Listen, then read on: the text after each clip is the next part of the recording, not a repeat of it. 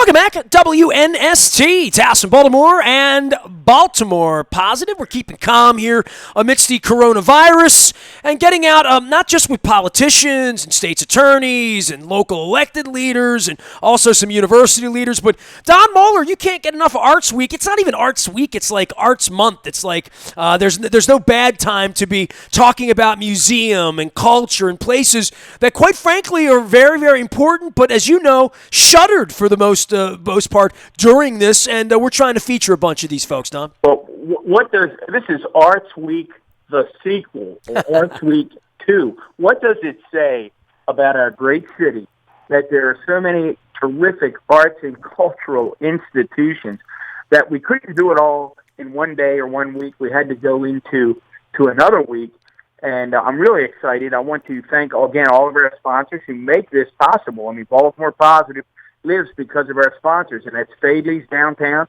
World famous crab cakes, Nestor would tell you, the world famous mac and cheese. My wife loves the coleslaw and the deviled eggs, so all kinds of great stuff at Fadley's. They'll ship it directly to your house all over the United States. So want to do something for some friends out west who are sequestered, send them the crab cakes. They'll love you.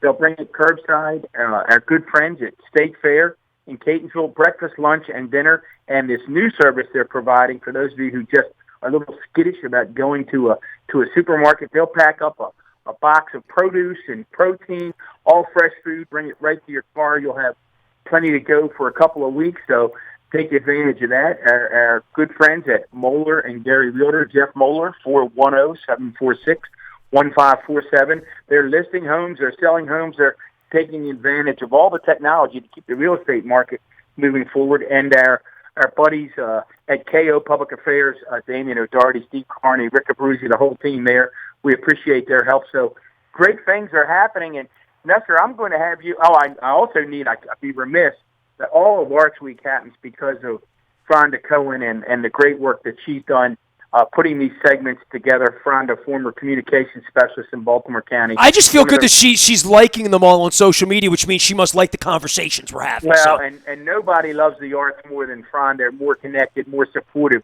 of her work that she did for years with the Arts and Science Commission in Baltimore County. So we appreciate all of Fonda's efforts. But Nestor, I know you know this next museum well, and you're eager to introduce our guests and just commiserate about this museum. Well, you and I had on a couple of gentlemen last year involved in Baltimore Homecoming, and one of the stops on Baltimore Homecoming right around my birthday, and if you remember the person making the pancakes of me and my wife, the little images, if you saw them out on social media, it was at the B&O Railroad Museum. It's actually my father-in-law's favorite place in Baltimore. So my father-in-law lives in Manchester, New Hampshire. When he comes to town, he always walks down the 901 West Pratt Street with the big circular roof, and it's been there a long, long time.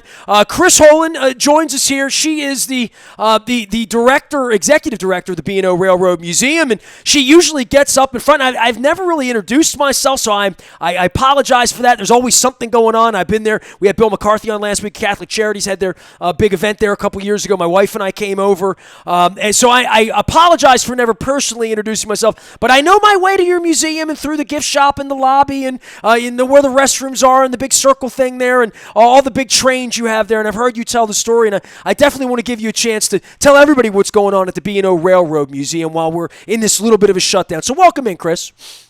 Oh, well, thank you, Nestor, and thank you, Don. And your father-in-law definitely has great taste. Let us know next time he's coming down, and we'll get him a ride up with the engineer. You know what? He's a Civil War buff. He's a Vietnam veteran, and, he Gettysburg, all the things that when he found out his daughter was marrying a guy from Maryland, he's like, oh, well, I'll never run out of things. Antietam, he'll never run out of things to see down here. But he is always drawn to your museum. He never misses it when he comes. And so I never ask him, like, what do you love about it, or why do you go back all the time? And I know you do the ride out and back, and the one day I was there, I didn't do it because I was caught up in business, which you transact. I mean, every time I'm there, I'm wearing something nice with a tie on or something and getting to know people. You've brought a lot of people through your museum locally, maybe even more so than a lot of the museums around town that I wind up in. Maybe we just run in the same circles, but tell everybody what there is there and what draws people back and bring their kids. And Don's going to be bringing his grandkids down there when he's at a quarantine. They love it there. Oh, absolutely. Well, the B&O Railroad Museum is the birthplace of American railroading. So if you come in to our museum, you can ride on the first mile of commercial railroad track ever laid in the country. You can see where the first stone was laid. You can sit in our beautiful 1884 Roundhouse, Baldwin Roundhouse, which was where they did passenger locomotive repairs. You can stand where the very first telegraph message was ever received from the Library of Congress to the B&O's Mount Clair station, What Hath God Wrought? So, I mean, there is a true sense of place at the B&O. Plus, we have one of the most comprehensive 19th century collection of rolling stock in the country. So, you know, you can see segregation cars, actual segregation cars. You can see Pullman cars and understand the life of the Pullman porter. You can see the William Mason, which was said to have pulled the Lincoln funeral train. So social, cultural, economic impacts, history, story, art. I mean, there's really something for everybody. Hey, Don, imagine you're running the city, running the state, and you're a politician. I know it's hard for you to do as a former county executive, but in 1825, saying we're going to all come together and we're going to lay this track down and getting people to buy into that. Can you imagine that? It's remarkable, and it's a remarkable story. And Kris, talk about. There's so much going on there. Talk about when you look at who comes and who visits, where do visitors come from? Give us a sense.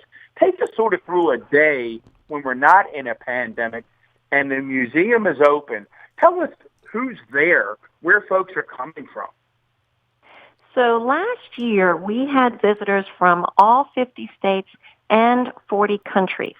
So we really are a destination. We have a lot of people come to the B&O Museum that have come to Baltimore specifically for that reason. I mean, it's owned by Baltimore in that sense. I mean, I had a man a couple months ago who was in town from Australia. He only had an hour. He had come up from D.C. because he was determined to see the birthplace of American railroading. So we have a lot of Asian visitors as well because railroad museums are very important in Asia, and they have all of the high-speed rail. We have visitors. We have families. We have a ton of families that come in because we have, you know, lots of trains that kids can get into the actual engineer seats and enjoy themselves. So you might be seeing a family. You might be seeing somebody who wants to meet our archivist and see some of our documentation from literally back in the 1800s. So it really ranges. And we have our rail fans. We have people that want to see the engines and talk about the engines. And I think that's what I like is I'm really seeing the families, seeing the rail fans, seeing people that are interested in history. I mean, you see people from all different parts of life. Well, you mentioned rail fans, and I'm up on your website. Anybody can go up. borail.org is the way to get all the information. The phone number 410-752-2490. Obviously, we're going to get life back to order and opened up again. And I know your museum well enough to know that I could stay 6 feet away from most people in your museum and still see a lot of the things there. And I certainly hope we get to that point.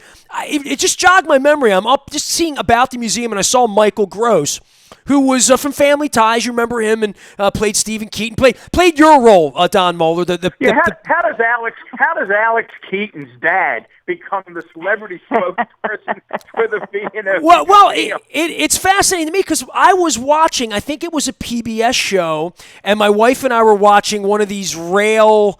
It was a 2-hour documentary. My wife, we were just flipping around, and we wanted to get 5 minutes away from Trump and 5 minutes away from this and that, and news and sports. And we wound up sitting and watching it. And I think the amazing part is I've been in your museum, and then I see all of these other trains that still run really here in the Northeast in a lot of ways through the mountains. And I saw Michael Gross doing all of this stuff, and I thought, you said rail fans was a term you used. And I thought, that's probably to some degree what my father-in-law would be, where anywhere he would be seeking out something like this. And not to disparage your place as being the birthplace, but there are apparently lots of other places that folks go in the same way that I went to 30 ballparks in 30 days a couple of years ago. People really want to explore all of this, and I think the Michael Gross intersection kind of drew me to it one day, maybe about 6 months ago, and I sat there for 2 hours and watched all of these different rails that you could get on, and my wife's like, that looks like fun, getting lunch on that car out in Cumberland, and I'm like, yeah, I'd go do that with you. Why wouldn't that? It sounds like fun, right? Oh, it is, and we, you would not believe some of the rail fans in the world. I mean, Rod Stewart, remember him? Huge rail fan. There are lots of people that are rail fans, and we have. When you come to the museum, you can have an opportunity to eat in a dining car if you talk to us ahead of time. That's one of the things we're going to be putting out in the future. You can ride up with the engineer and learn about what engineers do, how the locomotives run, what's the difference between yesteryear and today in running locomotives. I mean, there's lots of opportunities, and we even have a new little engine, Sweet Tooth. I don't know if you heard that she came over from Domino's Sugar. She went into retirement at the B&O, and we're going to bring her out in the future when it's all safe and clear for kids to ride in Sweet Tooth. So well, Kris, there's lots to do. Kris, tell me about, and again, I have 7 grandchildren, and all of them go through different phases. But talk a little bit about the kids' fascination with this Thomas the Train and the Friends of Thomas the Train, and what a huge attraction that is. What is it about Thomas the Train and kids? Oh, well, kids love trains. And Thomas, do you know this is Thomas's 75th birthday? Actually, had no idea. It is his anniversary year, and Thomas is popular worldwide, and children do love trains. I think it's the way they move. My son was a Thomas fan and had everything Thomas, and it literally does start it. I think they're fascinated by the movements and the structure and the whole stem capacity. And we actually started a sensory awareness program at the B&O because besides one of the sets of kids that love trains as well, we learned our kids that have either sensory awareness issues or are on the spectrum, trains are frequently a passion because they're structured and predictable. So we, on certain days of the month, will turn off all the sound in our museum and, let families in and make it comfortable for them and accessible. So that's a new thing that we've started. But I think just kids all across the board love trains. I mean, there's the romantic notions, there's the engineering. They're fun.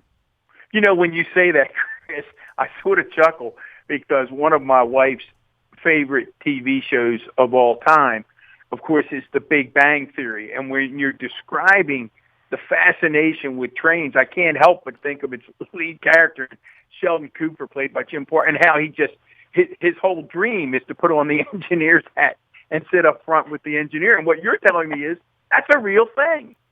It is a real thing. You can absolutely do that at the B&O. And, in the future, we might even we're considering launching some engineer classes. And where you can, and if you take the class and want to actually become a volunteer engineer, some of our best engineers are volunteers. And so you can make a boyhood or girlhood fantasy become a reality as an adult. Kris, I know you're back. Go ahead, Don. No, I was just going to say, Nestor, one of the things that you and I talk about all of the time on Baltimore Positive, and boy, am I thinking about it right now.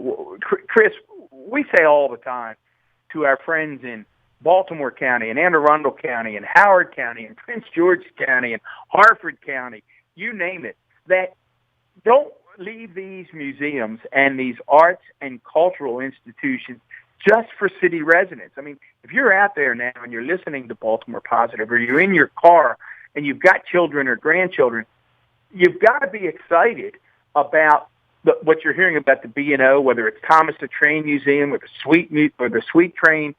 What excites you most, Kris? Let's get them excited about when we reopen again. What's happening down there that really has you excited? What is it that you can't wait to do once you get the all clear? Well, once we get the all clear, we can't wait to welcome guests into the B&O. And you mentioned it earlier. We are a huge facility. We have 40 acres. that it's part of our campus. And our buildings are huge, high ceilings, the Baldwin Roundhouse. It's like a cathedral. I mean, does it look like it would have in 1890 if I walk in there? The old pictures of what it physically looked like. Yes. Basically, yes, absolutely. And we have pictures in the Roundhouse that can show you the comparison. Actually, up on our social media site, we've been putting out archival pictures on the social media site every day. It's called B&O Train Talk. And that's actually a silver lining. Our social media engagement has gone up 48%. So we're quite pleased with that. But when we reopen, social distancing is no problem. Depending upon what the restrictions are on sizes, you could have 250 people at the B&O and not run into each other because it's a big, spacious. We're blessed that way. And we are planning a grand reopening. We want to make it a party atmosphere. One of the things we're going to do is we have a Ma and Pa Buick 101 that was an inspection car that ran the tracks, and it's the number one thing people love to see. It is not on exhibit right now. So we are going to put it on the turntable and allow it to be on the turntable for a month for those that follow and see that exhibit. They'll love it. For folks that are new to our museum, we're going to be having in the summer a technology week where we bring all the cool new technologies in trains today. We're going to be having the Sweet Toot rides. I mean, we are determined to make it as fun and festive for everybody because it's like we're all getting to go outside our homes. We want to, and part of that, our staff has also been wanting to really advance the museum. We've been repainting our essential facility staff. We've been redesigning some things to create a totally new experience. So there's lots of reasons to come back down once we reopen. And I cross over Lombard. I know people out there now saying, "Geez, what is it?"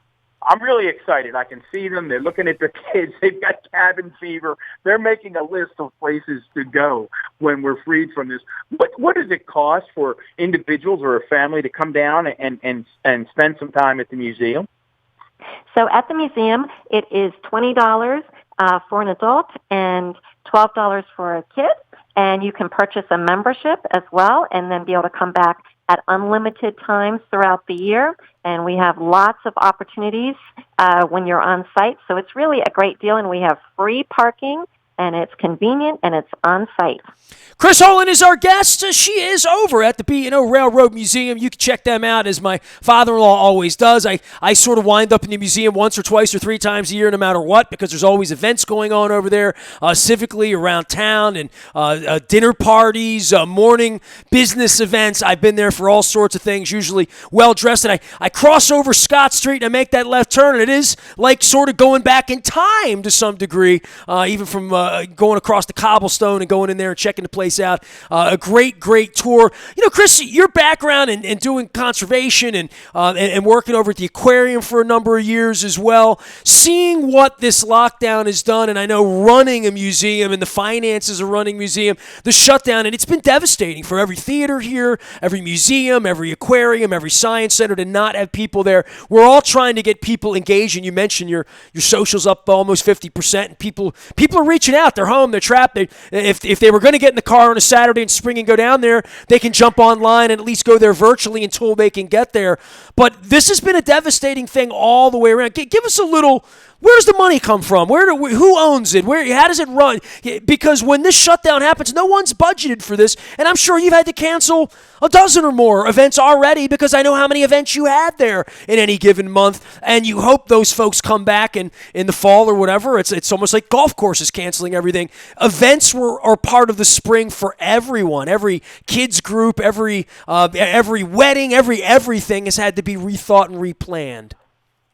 Well, you're exactly right. So we are a 501c3, and so we get money through admissions, basically through our gate when people purchase tickets, through catered events, through donations, and the spring is our busiest time of year because this is actually when Thomas the Tank Engine would be in town. This is all of the school field trips, catered events. I mean, it's a busy period, so it does hurt, candidly.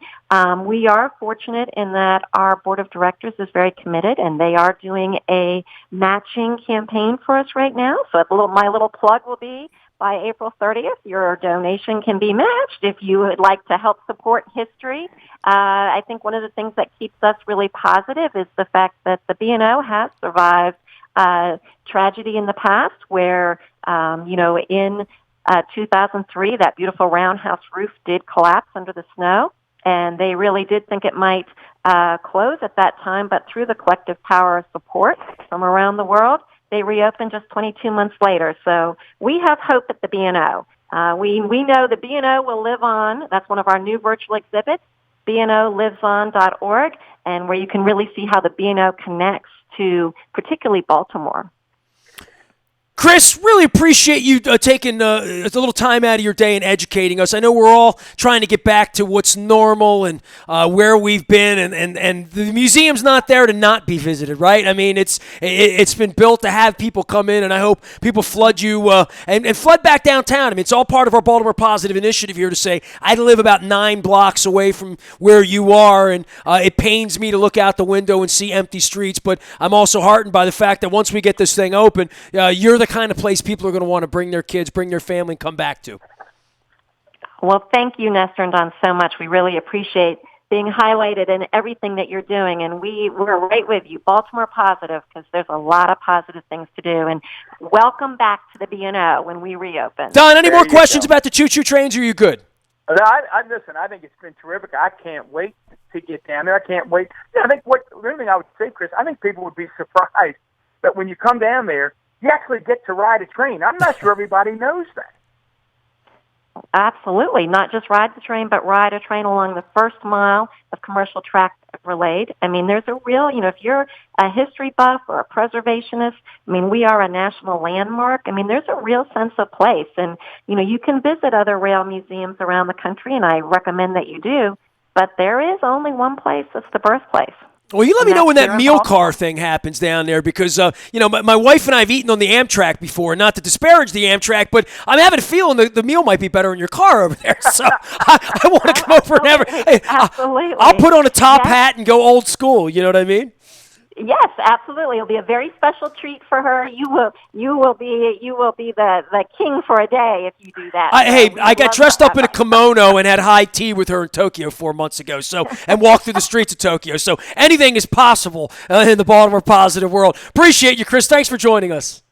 Oh, thank you for having me. Kris Hoellen, the executive director over at BoRail.org, the B&O Railroad Museum, and my father-in-law's favorite place in Baltimore, one of my favorite places in Baltimore. Love going over there. We're doing visionary arts. We're doing museum of industry this week. We did Reginald F. Lewis. We're going to get to the aquarium, the science center. We did Don Hutchinson at the zoo. We'll have to do Kirby Fowler at the zoo. We're getting it all together around here. Former county executive Don Moeller and I, all of it brought to you by our good friends at State Fair in Catonsville. Stop on over there. I am all about those Thai Asian wings, working that up as well as maybe probably some Old Bay wings too from State Fair. So order ahead, pick it up curbside. Also our friends at Fadley's. I'm going to anger Don next week when I get the crab cakes and the mac and cheese on the air and start eating it right here on the camera. Get him all worked up. But you can ship those crab cakes anywhere at Fadley's. Find them on the web. Click a button. And whomever your friend, relative, loved one out of town is, when they get the box, outside, you say, hey, I sent you some Fadley's. They're going to be like, whoa, you love me. Must be springtime in Baltimore for sure. And our friends at Moeller and Gary Realty. Jeff Moeller spent a really solid 45 minutes doing an episode up in the buyatoyota.com audio vault at WNST, talking about life and kids and realty, and certainly in this time of COVID. Still selling houses, still showing houses. Moeller and Gary Realty, also our sponsors here. We are covering all the bases with Arts Week. We have certainly done a whole lot on Attorney Generals with Brian Frosch as well as Scott Schellenberger. You're going to be hearing from all the mayor candidates coming up 2 weeks from now and all the university presidents next week as we've done arts, entertainment, and serious stuff. We are WNST.net, AM 1570. Taos in Baltimore, we're keeping calm. We're staying local, about 9 blocks that way, and Baltimore Positive.